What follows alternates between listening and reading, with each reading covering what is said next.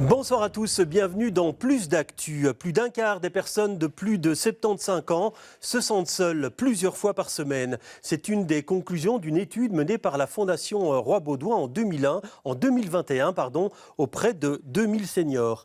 Et plus on vieillit, plus le chiffre est important. Un forum qui organisait il y a quelques jours un colloque sur le sujet parle d'ultra-moderne solitude des personnes âgées. Comment l'expliquer et surtout comment la combattre? C'est le thème dont nous allons parler ce soir avec nos invités. Voilà. Des invités que je vais vous présenter tout de suite, en commençant par vous, Céline Rémy, bonsoir. Vous êtes la fondatrice de l'ASBL Bras Dessus, Bras Dessous. C'est vous qui mettez en relation en fait, des personnes âgées avec leurs voisins. Vous êtes une créatrice de liens. Et puis j'accueille aussi Sabine François, bonsoir. Bonsoir. Vous êtes directrice adjointe d'Inforum. Alors première question pour vous, ultra-moderne solitude, une journée de réflexion sur ce thème-là. Pourquoi et pourquoi maintenant ? On s'est rendu compte à travers les appels qu'on reçoit aussi bien sur notre ligne Écoute Senior, donc une ligne de prévention, d'accompagnement de la maltraitance des personnes âgées, aussi bien à travers les appels pour de la consultation, la recherche d'un lieu d'habitation pour les personnes âgées, que le thème de la solitude est très présent, sans surprise. C'est souvent au cœur des appels qu'on reçoit et des demandes d'aide ou de pistes de solutions et de mieux-être. C'est une thématique qu'on a partagée en équipe. On a aussi à ce moment-là visionné une étude qui a eu lieu depuis 75 ans et qui a étudié 2000 personnes qui les a suivies sur 75 ans, donc pour essayer de comprendre les facteurs qui expliquent leur bien-être, mais également leur santé. Et la conclusion de cette étude est très clair, c'est que la qualité du lien que les personnes tissent avec leur entourage, avec leur famille, avec leur communauté, est vraiment le facteur qui explique le mieux leur état de bien-être et leur état de santé. Oui. Donc ça... Alors, oui, Céline Rémy, vous qui êtes créatrice de liens, cette solitude qui ronge lentement, quelles sont les conséquences quand les personnes viennent vous voir? Elles sont dans quel état d'esprit?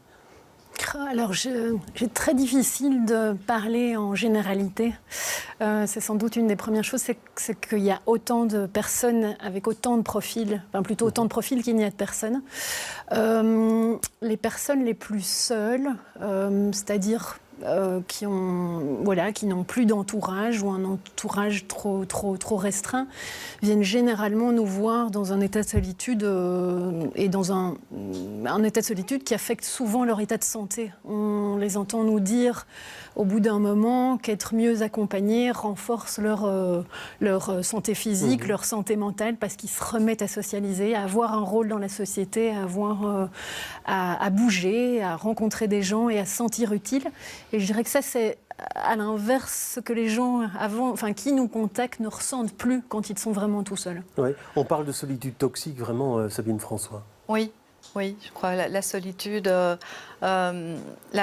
va diminuer les chances aussi de la personne de pouvoir affronter des phénomènes de rupture qu'on observe au grand âge. C'est une période de la vie où tout peut basculer parce qu'un décès d'un proche, parce qu'une maladie. Et est-ce qu'il y a un âge critique? Est-ce qu'on peut dire à partir de cet âge-là, c'est là où la solitude va être la plus ravageuse, si je peux employer cette expression?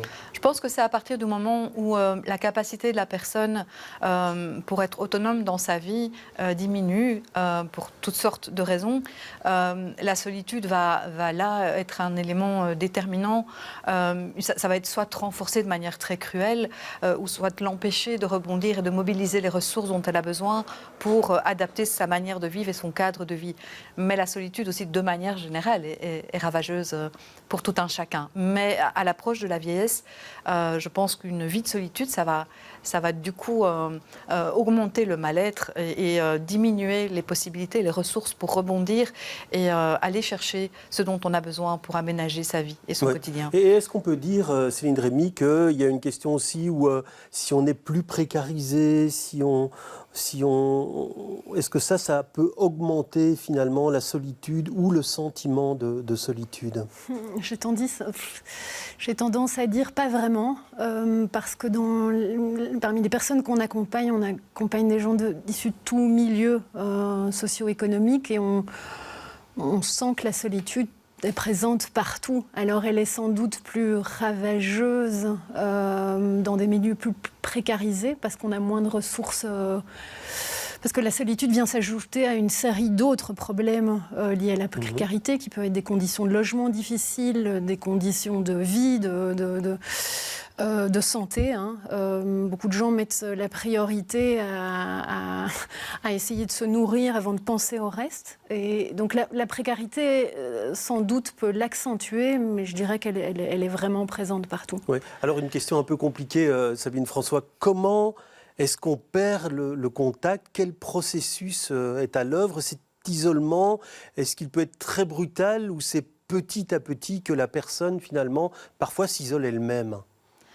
On a des situations, des appels qu'on reçoit où on se rend compte qu'effectivement la personne progressivement et tout au long de sa vie s'est isolée pour toute une série de raisons qui nous échappent, a fait le vide autour d'elle avec des relations familiales qui sont rompues et parfois aussi des manières de penser qui rendent très très difficile pour la personne de se saisir des pistes qu'on lui propose, qui vont être mises en échec. Il y a des personnes qui développent ce profil-là et c'est très difficile parce que nous on peut aider, mais il y a un moment, si la personne est en refus, on ne pourra pas faire plus que tendre la main et proposer plein de pistes. Mais il y a aussi énormément de phénomènes de rupture brutale. Les décès des conjoints, le déménagement d'un enfant, une maladie, un accident, une chute, qui font que du jour au lendemain, tout doit être réorganisé. Et à ce moment-là, le fait d'avoir du lien, le fait d'avoir quelqu'un qui vient rendre visite, qui soutient, le fait de pouvoir faire appel à des professionnels ou à des personnes comme Bras Dessus Bras Dessous ou d'autres mouvements citoyens qui peuvent rendre visite et aider, ben c'est salvateur pour quelqu'un qui fait face à des deuils d'autonomie liés à la vieillesse et à un risque de solitude. Ça va l'empêcher de sombrer. Oui, alors Céline Rémy, recoudre le lien, c'est facile ou ça reste très compliqué finalement pour vous? Quand vous voyez ces voisineurs, ces voisinés créer le lien quand on a été seul très longtemps, est-ce que c'est facile? Je dirais que tout part de la volonté de la personne de le faire. Et donc je rejoins Sabine dans ce qu'elle disait par rapport au fait de... Nous n'accompagnons des gens qui en ont envie uniquement. Il y a des gens qui... D'abord, il y a aussi les solitaires, des gens qui aiment la solitude et qui, à un certain âge, vieillissent en disant « enfin, je peux être seule ». Chez les grands, chez les personnes qui ressentent de la solitude, ça met d'abord du temps à être exprimé. Une fois que c'est exprimé, une fois qu'il y a une vraie envie, c'est assez facile. Parce qu'en fait, on se retrouve avec des gens qui ont besoin de quelque chose, qui ont envie de se mettre en marche, qui ont mis des mots sur ce qu'ils ressentaient et qui ont donc envie de créer, de recréer quelque chose avec des voisins. C'est en tout cas notre modus operandi, avec des voisins plus jeunes qui, eux, sont demandeurs de rencontres aussi. Et donc à ce moment-là, il est assez facile de se dire « Oh tiens, on fait le lien » et dans la plupart des cas, les choses se passent bien et se passent assez facilement. Alors si vous le voulez bien, on va faire connaissance maintenant avec ces voisineurs et ces voisinés, c'est le nom que vous leur donnez au duo de Bras Dessus Bras Dessous. Cela donne des très belles rencontres. On avait pu s'en rendre compte dans ce reportage que l'on avait réalisé en décembre 2022. Entre Francine et Joël, la complicité se voit dans les gestes et les regards. Les deux femmes sont voisines et depuis 3 ans, elles partagent des petits moments ensemble pour briser l'isolement et la solitude. Elle m'aide par la parole et on s'entraide, je peux dire, parce qu'on se voit quand même 1 ou 2 fois par semaine. Et là, dans les semaines, on dit vraiment ce qu'il y a eu et ce qui ne va pas, où est-ce qui va. Francine, elle occupe beaucoup de place dans mon cœur, en tout cas, parce que c'est quelqu'un que j'ai découvert au fil du temps. Une présence rassurante également pour les familles des seniors qui ne vivent pas toujours près d'eux. Et puis, rencontrer de nouvelles personnes est aussi très stimulant, peu importe l'âge. Quand on vit seul, on voit peu de monde, donc on a l'occasion de bavarder. Comme Laurentine est très curieuse, je n'arrête pas de parler pour lui raconter ma vie d'antan. Je pense que ça lui plaît. Mais oui, évidemment, évidemment. Même question pour vous, alors qu'est-ce que ça vous apporte du coup à titre personnel ? on passe des bons moments. C'est vrai que c'est chouette de partager ces moments, en effet avoir des partages un peu de nos vies. C'est super inspirant d'entendre tout ce que Eliane a fait dans sa vie. Ben voilà donc des voisineuses. Je dis voisineuses parce que c'est au féminin. Là, on n'a que des femmes. Est-ce que c'est la majorité de vos duos? Oui, c'est des femmes voisineuses et des femmes voisinées? Oui, c'est vraiment la majorité. On a chez nous 80% de femmes, tout comme dans l'équipe d'ailleurs. Je pense que c'est très révélateur de...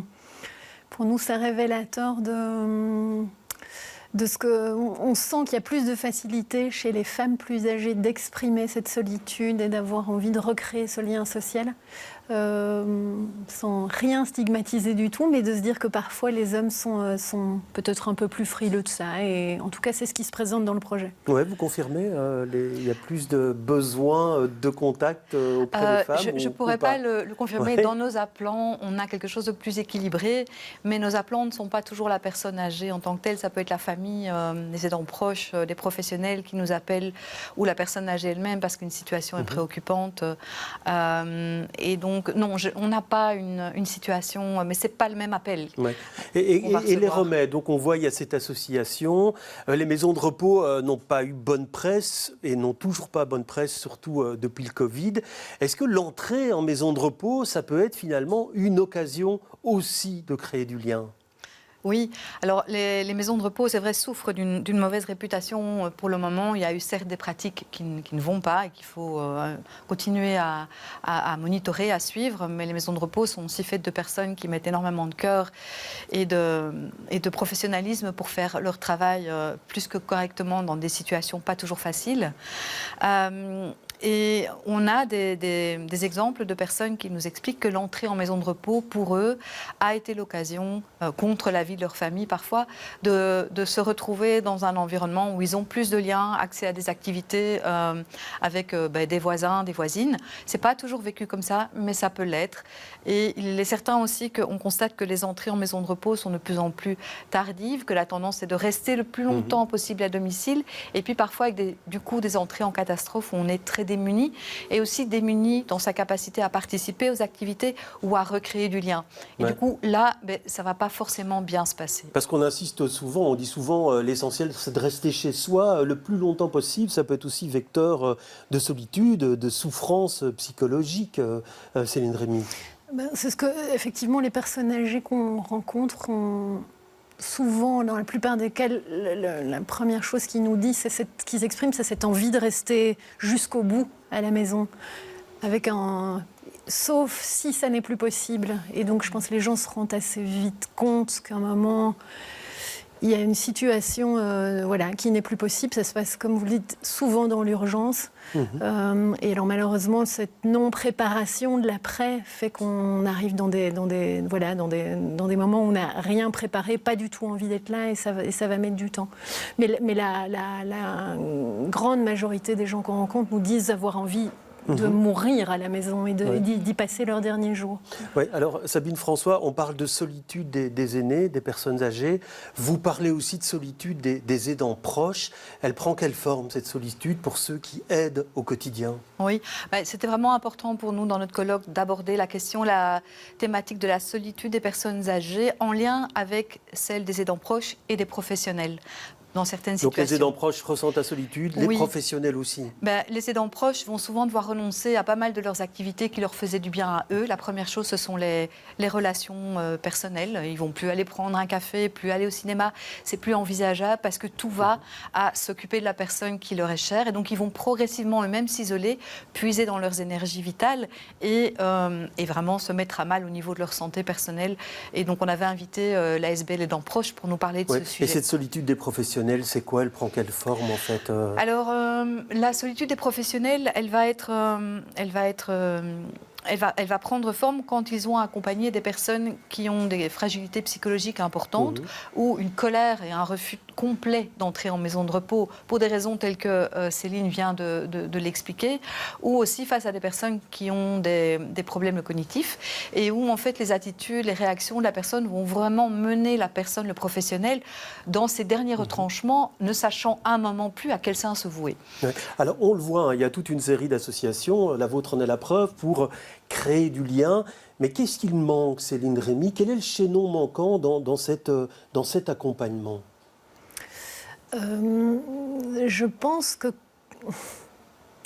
je ne suis pas sûre que quand on est tous ensemble, et notre présence au colloque, c'est ce qui m'a beaucoup touchée dans l'organisation de ce colloque, c'est non seulement la thématique, mais le fait de nous savoir tous réunis ensemble. Et quand je dis tous réunis ensemble, c'est tous les différents acteurs du secteur de l'aide à domicile, formel, informel. Je pense que mais ça ne manque pas. Je pense qu'en fait, ça existe et ça doit être renforcé. Et je pense Donc les structures existent, il n'y a pas besoin de créer d'autres choses. Sabine François, est-ce qu'il manque quelque chose? Est-ce qu'au niveau du soutien psychologique de ces personnes âgées, est-ce qu'il y a des moyens qui manquent ou des instruments qui manquent? Alors, ce qui est certainement très nécessaire, ce sont des moyens pour faire réseau entre acteurs, pour, comme Céline le disait, mieux se connaître, pouvoir aller chercher des ressources complémentaires à ce qu'un acteur fait pour accompagner de manière globale une personne. Et très concrètement, ça veut dire quoi ça? C'est par exemple qu'on puisse plus facilement avoir accès aux soignants, aux proches, aux psychologues.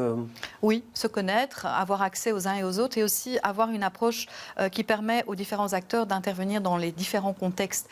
C'est-à-dire qu'une approche où il y a un service psychologique mais qui ne peut intervenir que à domicile ou que en maison de repos, ça ne va pas permettre d'accompagner la globalité du parcours de la personne vieillissante qui passera peut-être un jour du domicile à la maison de repos. Et si les professionnels et les initiatives citoyennes n'ont pas cette porosité, on ajoute de la rupture à de la rupture et on enclenche encore plus facilement des phénomènes d'isolement parce que les relations sociales et les relations d'aide en plus sont rompues au moment où il y a un changement de domicile.